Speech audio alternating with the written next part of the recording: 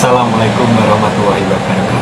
Alhamdulillah kita ketemu lagi di Ngopi Ngobrol Pagi Hari. Bagaimana kabarnya hari ini? Mudah-mudahan tetap rezekinya lancar ya. Kemudian sehat dan tetap semangat tentunya, karena semangat merupakan separuh modal kita untuk melanjutkan hidup.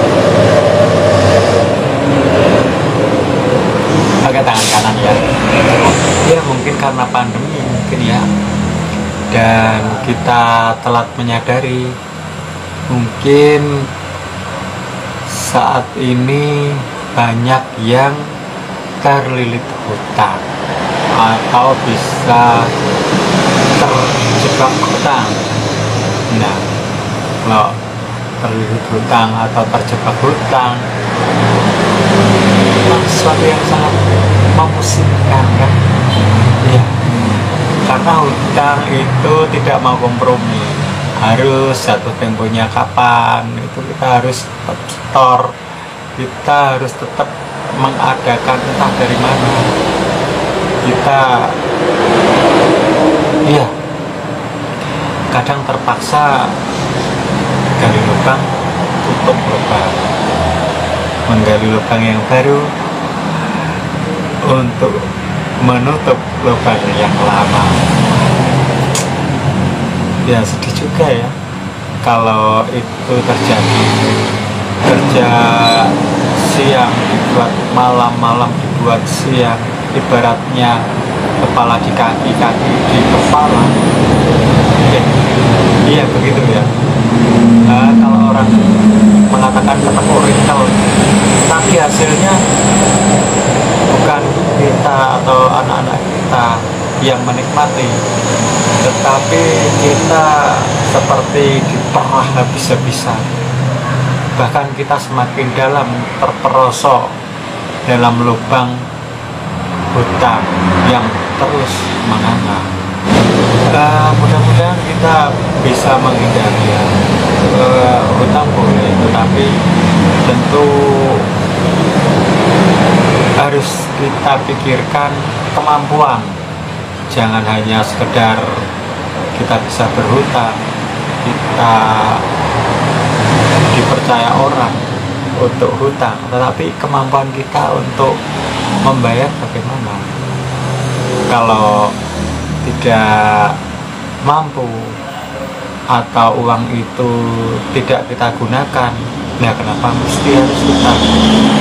Kalau hanya untuk sekedar dikatakan oh keren, nah, kalau hanya sekedar itu tetapi kita dipusingkan setiap saat bagaimana untuk melunasinya, ya terlalu mahal untuk sebuah gengsi yang harus kita bayar. Buat apa kita kerja ketekuk ringkel, kaki di bawah atas, kepala di bawah, kalau hasilnya untuk orang lain. Nah ini kan kita seperti sapi perahan saja yang diperah habis-habisan. Ya kasihan dong diri kita. Hanya untuk apa? Mungkin kita berhutang tidak untuk menambah modal ataupun untuk kebutuhan pokok, tetapi untuk kebutuhan second atau tersier bahkan. Nah ini saya tadi terinspirasi apa yang dikatakan oleh Arli Kurnia ya, seorang pakar ahli melunasi hutang.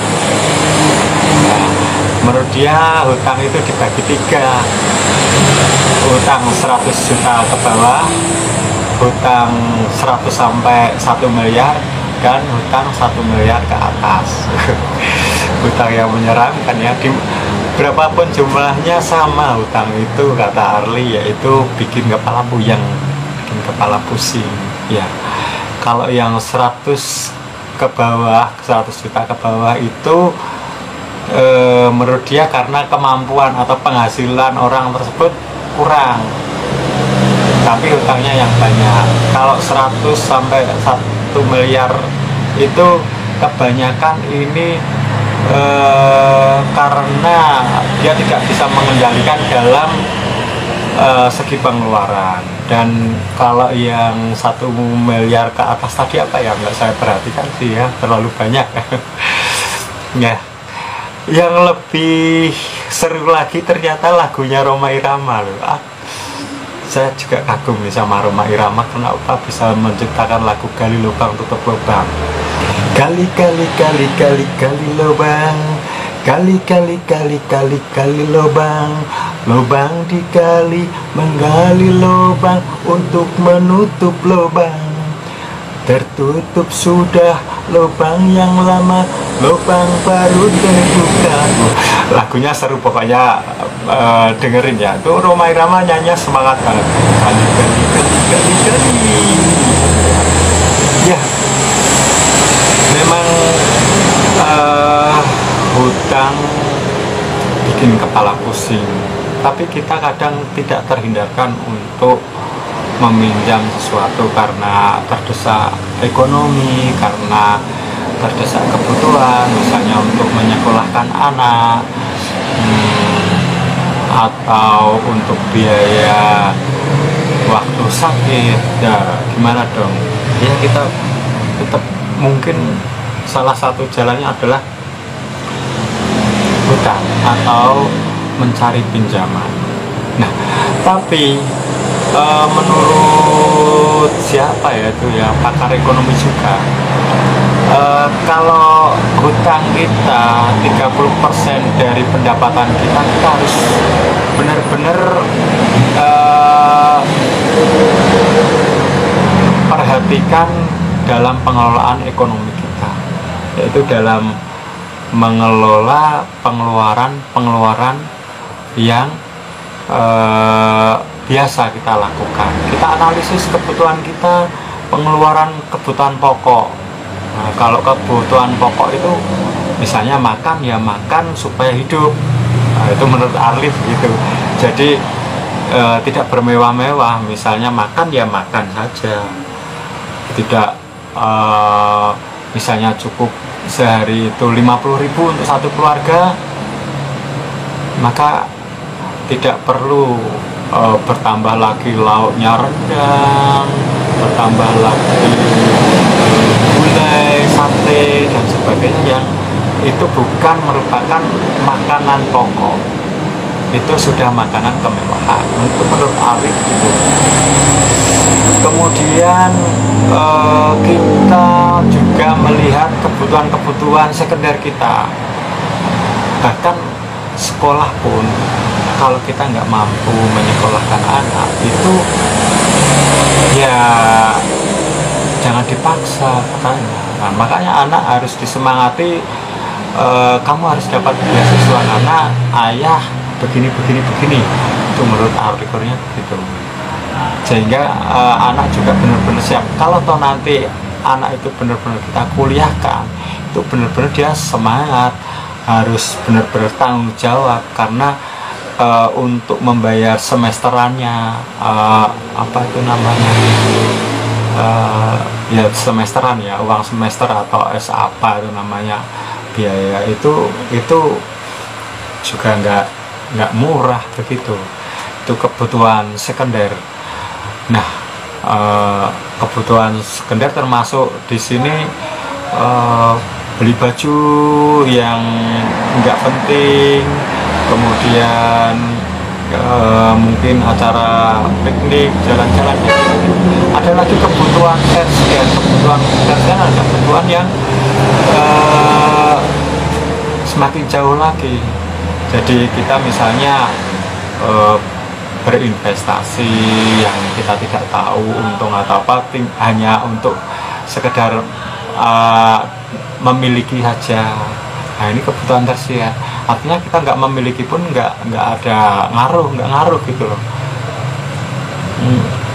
Itu menurut Arli Kurnia. Saya pikir benar juga. Jangan sampai terbalik.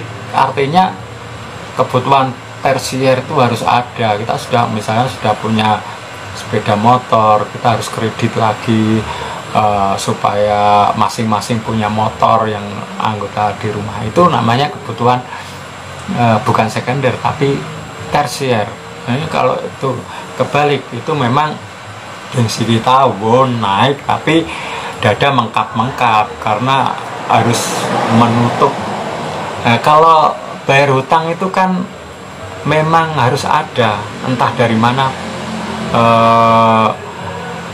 uangnya atau dari mana asalnya, tetapi kalau misalnya jatuh temponya itu harus sudah bayar, ya harus ada itu.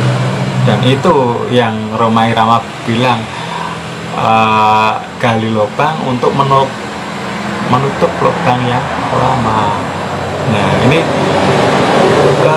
untuk hal tersebut, maka yang pertama kalau menurut setuju juga sih, saya juga mencari referensi ini. Yang pertama, tunda kesenangan. Ya, kalau memang kita kepingin utang kita lunas, tunda kesenangan. Kesenangan yang apa? Ya yang bukan pokok tadi. Kesenangan misalnya bermewah-mewah, baju harus baru ketika kita harus kondangan dan sebagainya. Tunda kesenangan. Mencari penghasilan tambahan mungkin, jalan yang lain, artinya bukan menambah bisnis baru lagi ya. Kalau menambah bisnis baru lagi kan butuh modal, butuh modal awal untuk peralatan dan sebagainya. Ini investasi yang tidak sedikit. Kalau uang tidak dari kita sendiri, kita akan terperosok ke tetapi kita mencari penghasilan tambahan mungkin dengan tenaga atau pikiran kita yang tidak membutuhkan modal. Kurangi gengsi. Benernya gengsi itu memberatkan kita. Ya, kalau kita harus real aja, gimana sih? Real. Kalau real itu kan enak, nyaman gitu ya. Real artinya kita nggak perlu menutup-nutup dan sebagainya. Kalau real, biayanya lebih murah lah, costnya itu lebih murah. Tapi kalau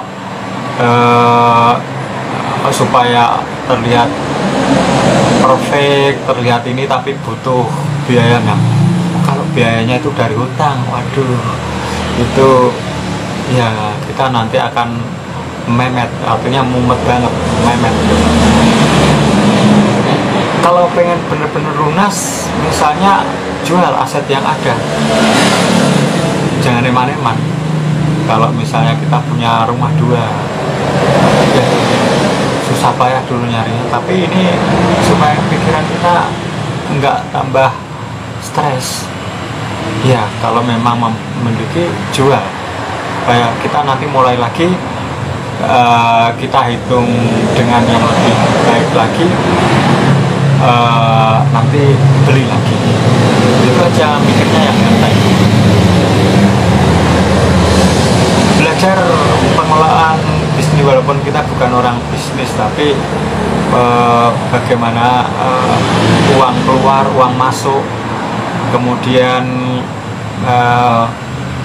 supaya semuanya bisa dipertanggungjawabkan. Artinya uang itu benar-benar kita kelola, kita gunakan dengan semestinya. Jangan sampai uang itu lari ke hal-hal yang tidak perlu, yang tadi saya sebutkan. Mungkin juga kita tambah ibadah kita. Ya, ini untuk saya sendiri juga.